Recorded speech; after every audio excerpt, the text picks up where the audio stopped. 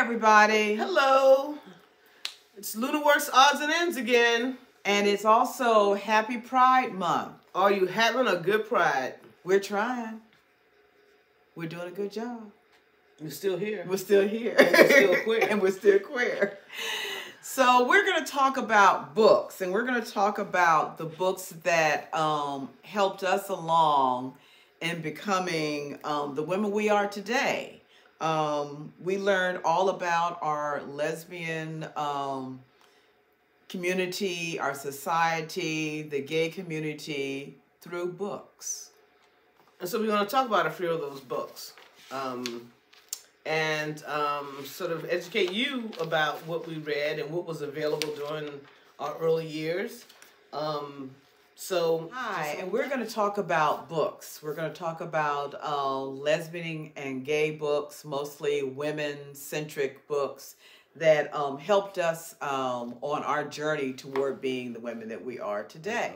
So we're going to talk about books, lesbian and gay books, mostly lesbian books or women-centric books that helped us in our journey as women and as lesbians in this society we live in.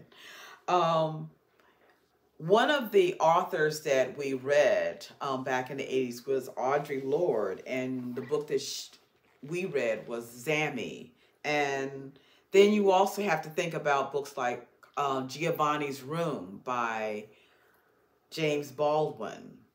And Baldwin said at one point during an interview that Giovanni's book was not, Giovanni's Room was not about being gay. It was really about being afraid to love who you wanted to. And that's kind of interesting all by itself. You know, of course, we have The Color Purple by Alice Walker, The Price of Salt by Patricia Highsmith, who also wrote The Talented Mr. Ripley. And if you've read that book, it has definite gay overtones in that book also. Maurice by E.M. Forster. And that book was initially written in 1913, but wasn't published until 1971.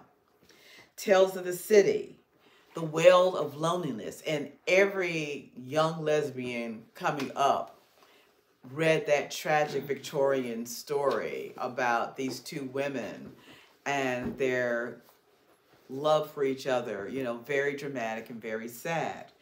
But on that note, the one book that I read back in the day was Ruby Fruit Jungle by Rita Mae Brown.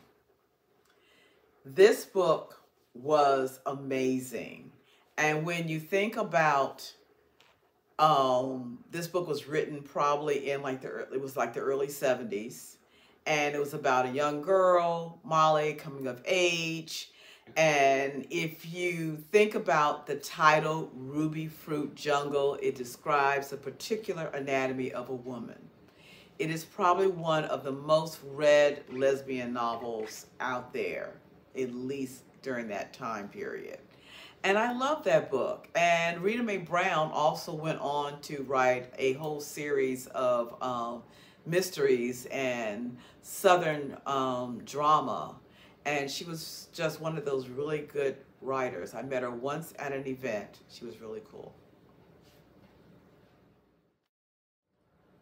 Okay, another book that I want to talk about that was one of the nonfiction books that kind of gave a definition to different terminologies that we were kind of wondering about, struggling about, trying to get knowledge about. And this book was called The Persistent Desire, a Butch Femme Reader. And it was edited by Joan Nestle.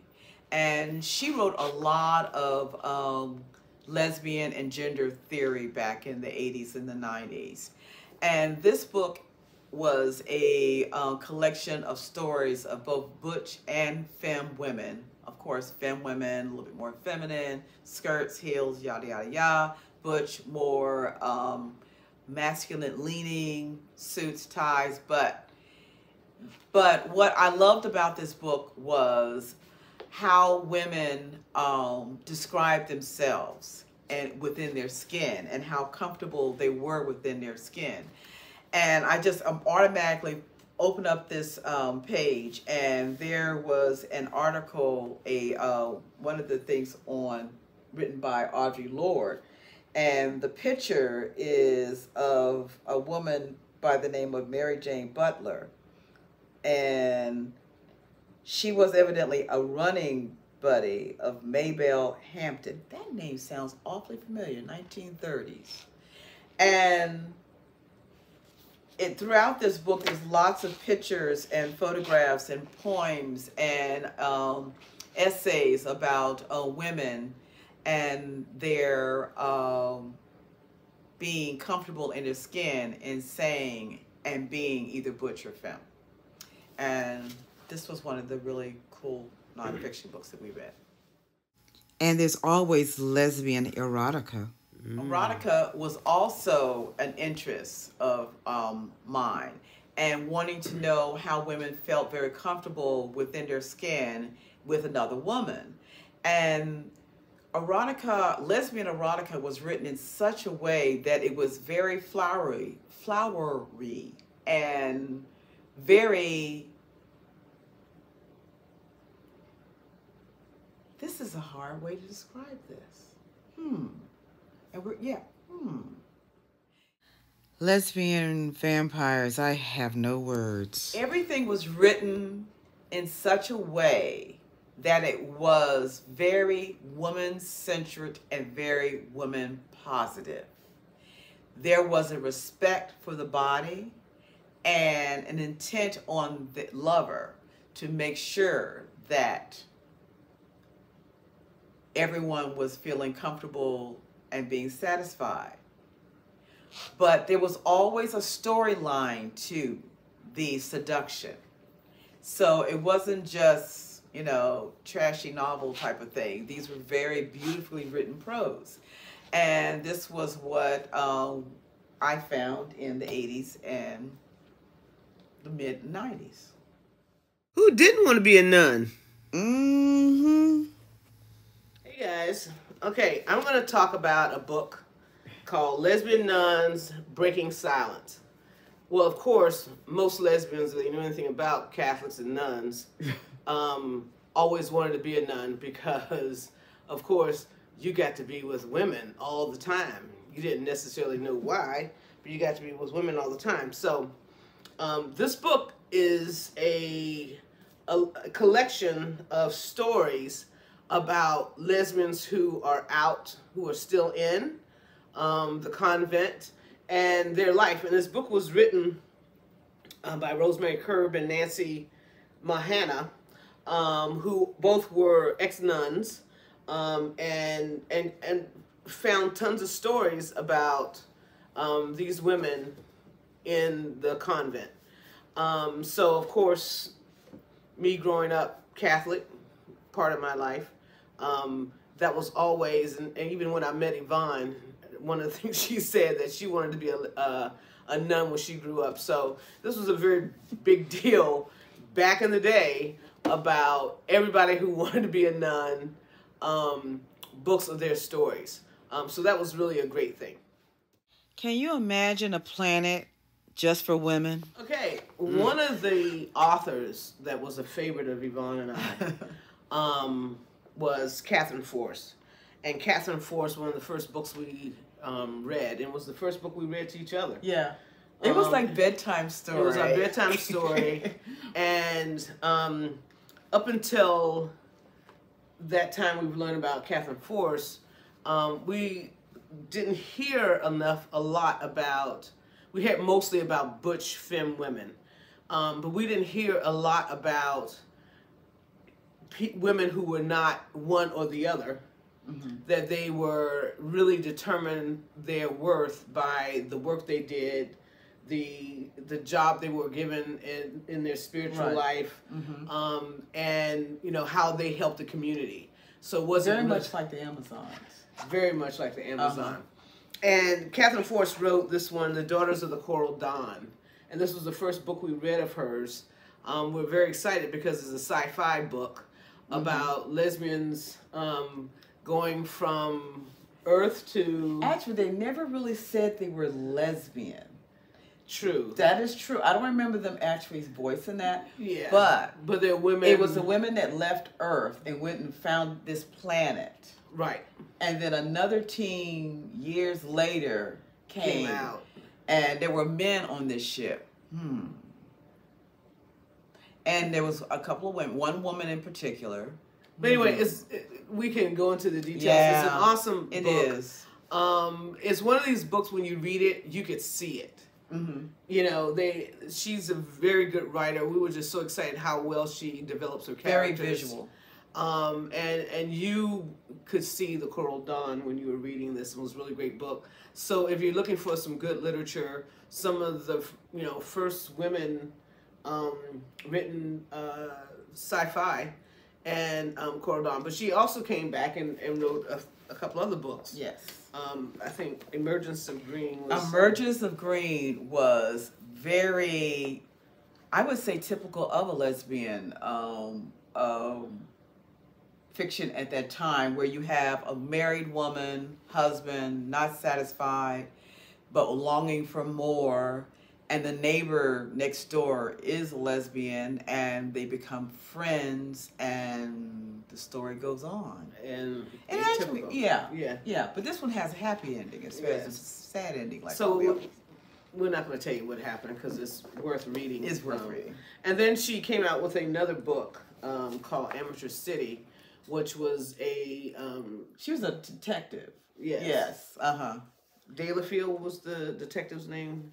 Kate Delafield. Kate Delafield was a detective, and she ended up doing one or two, a few more of right. those after. It was a series of and it was well written book, and most of these are published by a company called Naiad Press. Yes. And Naiad Press was a women's owned publishing company that published a lot of the lesbian and women-centric books of the day. So a lot of even the nuns, Breaking Silence, that's a Naiad book. A lot of the books we have are Naiad. It made it easy when we're actually looking for books in a bookstore because we can go by the publisher. Right. And knew we were getting... knew we were going to get something about women and something women positive. Quality. So that's one of our favorite. So if you're trying to figure out something to do and one of you like to read, or both of you like to read, read to each other. This is a great start. It is. It is a really great start. It is. They said "dyke out loud." Oh, that's so wrong. Dyke Out loud. out loud. Well, my favorite thing are graphic novels. And I'm an illustrator and I'm a fan of graphic novels. I love the ink to paper. And so one of the things that got me introduced to graphic novels actually came around a long bend.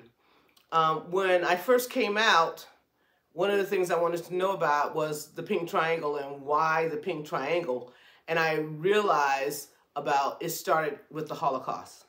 And so in search of the Holocaust and for the pink triangle, I started to read Maus. Maus is very famous. It has nothing to do with women. But it also was a very good graphic novel that told a wonderful story.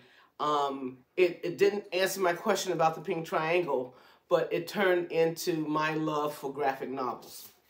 And so with that, in the times of going to bookstores, one of the things I would do is look for graphic novels. And the first time I saw graphic novels was Dykes to Watch Out For. I thought this was so cool. This woman, Alison Beachdale, is the comic strip writer of this book, and she's done a great series. This is the first one, and she had several of them.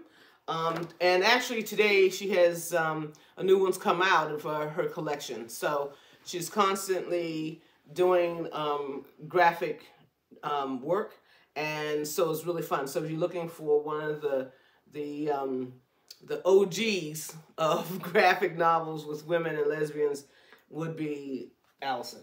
The next one I'm going to show you is Lee Dunlap, and that was Morgan Calabrese.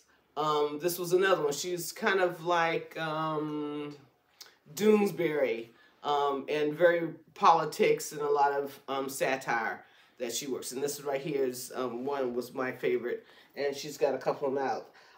But I would have to say my favorite is Hothead Payson. She was an angry lesbian.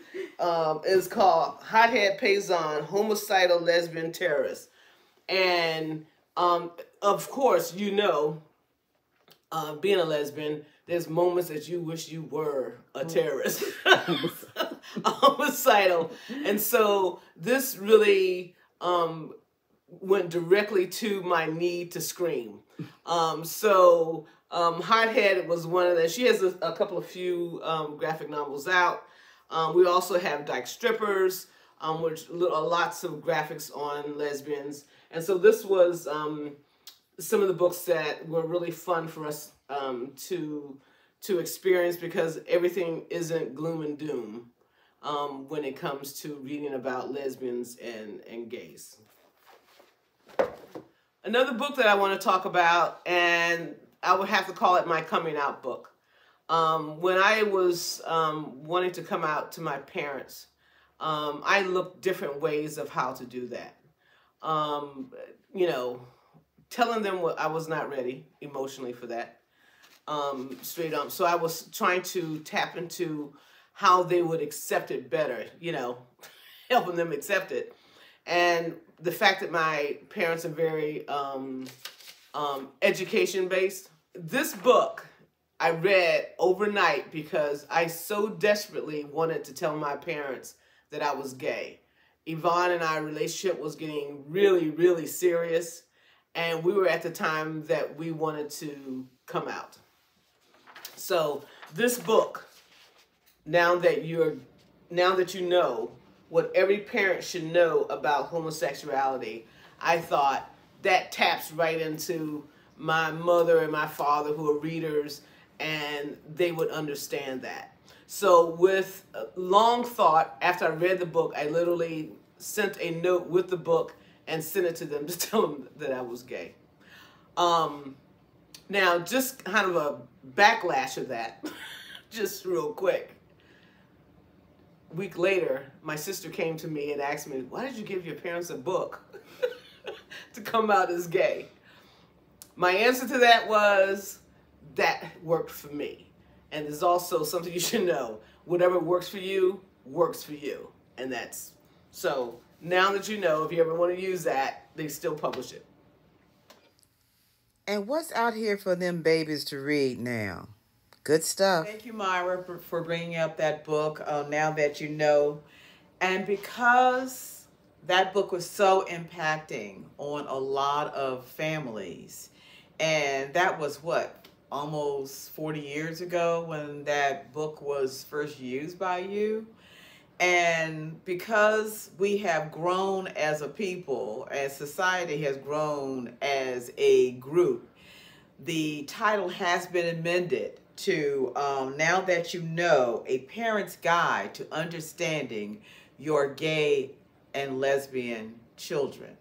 And I think that's a big change from homosexuality. And on that note, thinking about children, nowadays we have a lot more literature and nonfiction books for young people.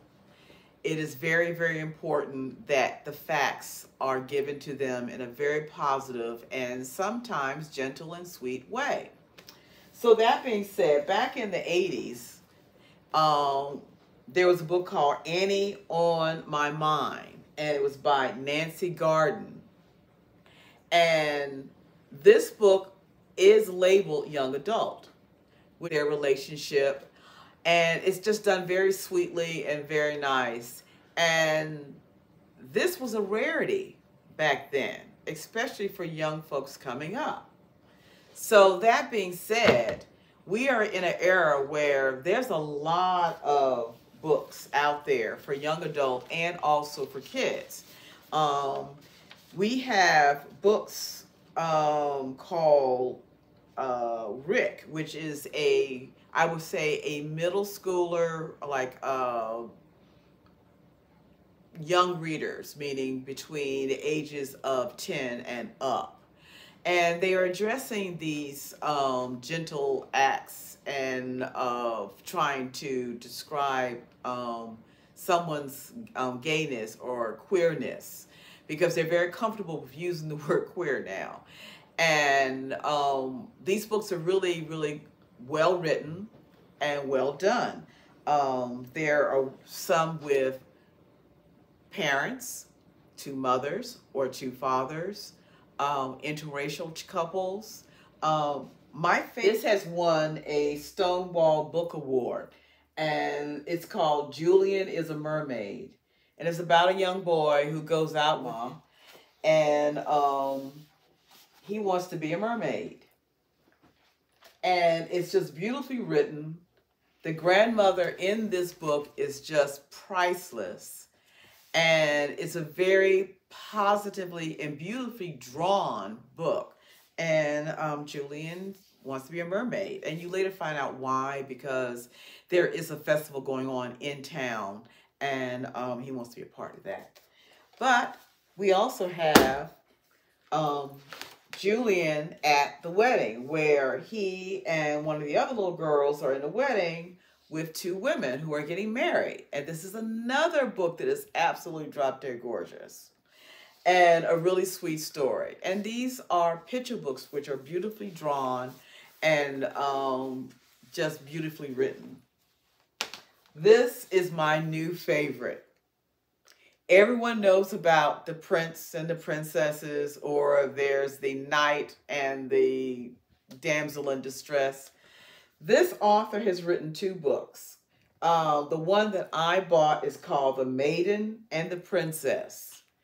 And this maiden over here is a warrior, and she's fought in wars with the prince. And she really thinks that the prince is a brother. But at the very end, she falls in love with the prince's sister. And it's cool. It is one of the most beautifully written books. And there is also another version of this called The Prince and the Knight. And it's the same kind of story, but it's a different illustrator. I love the illustrator on this one. But needless to say, there's a plethora of gay and lesbian and queer books coming up for kids that's going to make it a whole lot easier for younger folks to deal with life. Just do it over. Okay. Hello, folks. Thanks for watching our channel.